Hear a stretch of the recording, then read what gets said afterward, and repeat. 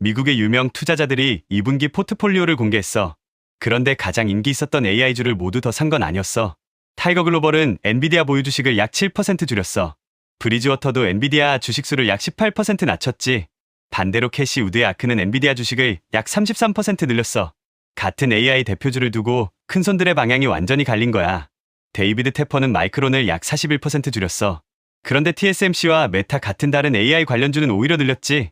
빌 에크먼은 비자와 마스터카드, 넷플릭스까지 새로 담았어. 드러켄 밀러는 브로드컴과 마이크론을 정리하고 TSMC를 담았지. 이걸 보면 큰손들이 AI에서 도망친 것처럼 보일 수도 있어. 하지만 포트폴리오 전체를 보면 이야기는 그렇게 단순하지 않아. 그렇다면 월가 큰손들은 AI를 팔고 다른 곳으로 간 걸까? 아니면 AI 안에서 돈이 가는 길만 다시 고른 걸까? 이번 2분기 포트폴리오에서 실제 돈의 이동을 보여줄게. 먼저 이 자료를 읽는 방법부터 정확히 알아야 해. 우리가 보는 건 미국의 13F라는 분기별 보유 보고서야. 일정 규모 이상을 운용하는 기관은 분기마다 보유 내역을 신고해. 이번 자료는 6월 30일 현재 무엇을 들고 있었는지 보여줘. 그래서 이건 오늘 이 순간의 포트폴리오가 아니야. 공개되기까지 최대 45일의 시차가 있다는 점이 중요해. 현금과 모든 해외 자산이 전부 보이는 자료도 아니야. 공매도 같은 포지션 역시 전체 그림을 보여주지 못해. 그래서 누가 샀다는 이유만으로 그대로 따라 사면 안 돼. 시자매프에서 읽을 건 종목보다 돈의 방향과 선택의 변화야. 그래서 평가액만 보면 매수를 착각하기 쉬워. 100달러짜리 주식 100만 주면 평가액은 1억 달러야. 주가가 150달러가 되면 한 주도 안 사도 1억 5천만 달러가 돼. 매수 여부를 보려면 평가액보다 주식수가 먼저인 이유야. 가장 먼저 빌 에크먼의 퍼싱 스퀘어부터 볼게. 이번 분기는 수년 만에 가장 큰 포트폴리오 재편이었어. 새로 공개한 종목은 모두 6개야. 넷플릭스와 비자, 마스터카드가 가장 익숙한 이름이지. 여기에 S&P 글로벌과 아이스, 알콘도 새로 들어왔어. 겉으로 보면 서로 아무 관련이 없는 회사처럼 보여. 그런데 돈 버는 방법을 보면 공통점이 생겨. 시장이 커질수록 반복해서 수수료를 받는 회사들이 많아. 비자와 마스터카드는 카드 결제가 늘수록 수수료가 들어와. 아이스는 거래가 일어날 때마다 거래, 인프라에서 돈을 벌지. S&P 글로벌은 신용등급과 금융 데이터가 핵심 사업이야. 기업과 투자자가 시장에 남아있는 한반복 수요가 생겨. 넷플릭스는 구조가 조금 다르지만 구독료가 반복해서 들어와. 에크먼도 새 종목들의 이익 성장을 핵심 이유로 언급했어. 여기서 중요한 건 에크먼이 AI를 버렸다는 게 아니야. 기존의 마이크로소프트와 메타, 아마존도 들고 있었거든. 새 돈의 일부를 AI 외부의 강한 현금 창출 사업에 나눠 넣은 거야. AI 한 방향에만 기대지 않는 선택으로 읽을 수 있지. 이 회사들은 공장을 계속 지어야 성장하는 사업과도 달라. 결제와 데이터망을 깔아두면 거래가 늘 때 수익이 커질 수 있어.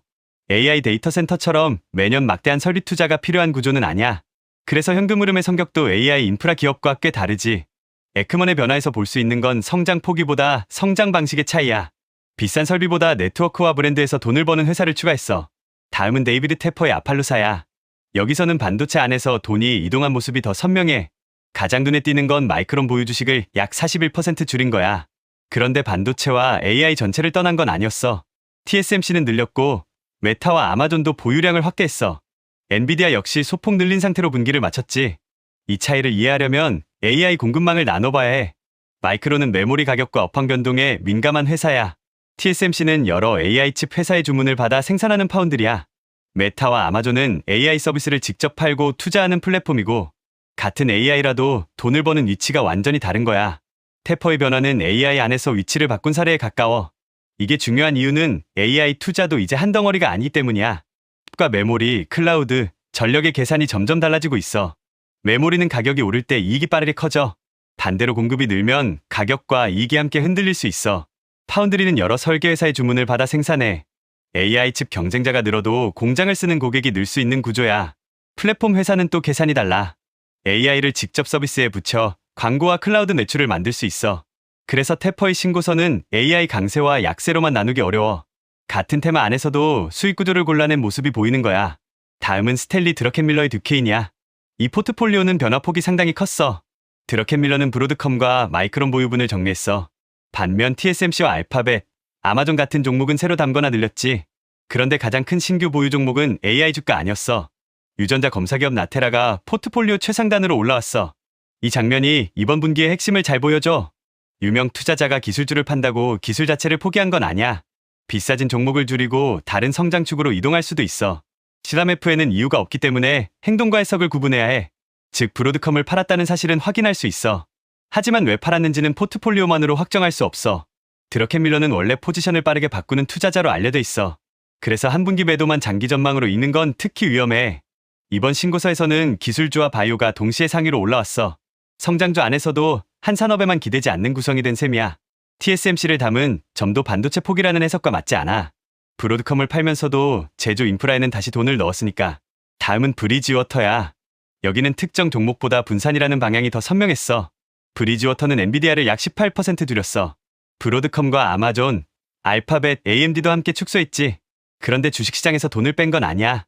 S&P 500을 추종하는 여러 ETF의 보유량은 오히려 늘렸어. 쉽게 말하면 인기 선수 몇 명의 비중은 줄였어. 대신 리그 전체를 사는 쪽으로 돈을 더 나눠놓은 거야. 에너지 관련 종목의 보유량을 늘린 것도 눈에 띄어. 한 가지 성장 테마에 집중하는 모습과는 거리가 있어. 개별주를 줄이고 지수 비중을 늘리면 효과가 하나 생겨. 특정 기업의 실적 충격이 전체 계좌에 미치는 힘이 작아져. 예를 들어 엔비디아가 흔들려도 S&P 500에는 다른 산업이 함께 있어. 한 종목의 변동성을 시장 전체로 분산시키는 방식인 거야. 브리지워터는 에너지에서도 여러 종목의 보유량을 늘렸어. 기술주만으로 설명되지 않는 자산 배분 변화가 같이 나타났지. 이건 AI가 끝난다는 신호라고 부르기 어려워. AI 비중을 줄이는 것과 시장 전체를 떠나는 건 다른 행동이야. 브리지워터는 여러 자산을 분산하는 전략으로 유명해. 이번 변화도 레이달리오 게인 매매라고 부르면 안 돼. 정확한 표현은 브리지워터의 신고 포트폴리오 변화야. 시담F에는 회사 내부에서 누가 주문했는지는 나오지 않아. 이 차이가 중요한 이유가 있어. 유명인의 이름만 붙이면 실제 운용구체를 잘못 읽을 수 있거든. 다섯 번째는 체이스 콜먼이 이끄는 타이거 글로벌이야. 썸네일의 엔비디아 축소가 여기서 다시 등장해. 타이거는 엔비디아 보유 주식을 약 7% 줄였어. 알파벳도 거의 절반 가까이 줄여 변화폭이 더 컸지. TSMC와 아마존도 일부 줄인 것으로 신고됐어. 대형 기술주 여러 곳에서 동시에 비중을 낮춘 셈이야. 그런데 새로운 기술 투자는 계속됐어. AMD와 AS 같은 새로운 포지션도 공개됐지. 이걸 기술주 탈출이라고 부르면 설명이 맞지 않아. 오히려 같은 성장주 안에서 집중도를 다시 나눈 모습이야. 이미 많이 오른 대표주를 줄이고 다른 성장축을 찾은 걸 수도 있어. 다만 이 이유 역시 13F만으로 단정할 수는 없어. 중요한 건 결과적으로 돈의 위치가 달라졌다는 사실이야. 대형 플랫폼 한 곳에 몰리지 않고 선택지가 넓어진 거지. 타이거의 선택은 방어적으로 현금만 늘린 모습과도 달라. AMD와 우주기업은 오히려 변동성이 큰 성장 자산에 가까워. 즉 위험을 없앤 게 아니라 위험의 종류를 바꾼 셈이야. 메가테크 집중 위험을 줄이고 다른 성장 경로를 추가한 거지. 알파벳 축소도 구글의 사업 악화를 증명하진 않아. 앞에서 말했듯 신고서에는 매도의 이유가 적히지 않거든. 주가 상승 뒤 차익 실현인지 전망 변화인지는 별도 근거가 필요해. 그래서 13F는 행동을 보여주지만 생각까지 보여주지는 않아. 마지막은 캐시 우드의 아크야. 여기서는 앞선 큰손들과 정반대 장면이 하나 나와. 아크는 엔비디아 보유 주식을 약 33% 늘렸어. 같은 분기 브리지워터와 타이거가 줄인 것과 반대야. 테슬라는 소폭 줄였고 TSMC도 비중을 낮췄어. 대신 스페이스X가 상위권 신규 포지션으로 들어왔지. 아크의 선택은 성장주를 줄이고 방어주로 간 모습이 아니야. AI와 우주처럼 변동성이 큰 성장 산업에 계속 무게를 둔 거야. 같은 시장을 보고도 큰손들이 완전히 다르게 움직인 셈이야. 그래서 이번 13F에서 공통 매수 종목 하나를 찾기는 어려워. 아크는 다른 다섯 곳보다 성장주 성격이 훨씬 강해. 그래서 같은 13F라도 운용 철학이 다르다는 점을 봐야 해. 브리지워터의 분산과 아크의 집중을 같은 잣대로 보면 안 돼. 목표가 다른 포트폴리오는 같은 종목도 다르게 사용할 수 있어. 스페이스X가 상위 신규 보유로 들어온 것도 같은 맥락이야. AI 다음 성장축까지 기술 중심으로 가져간 모습이 보이지.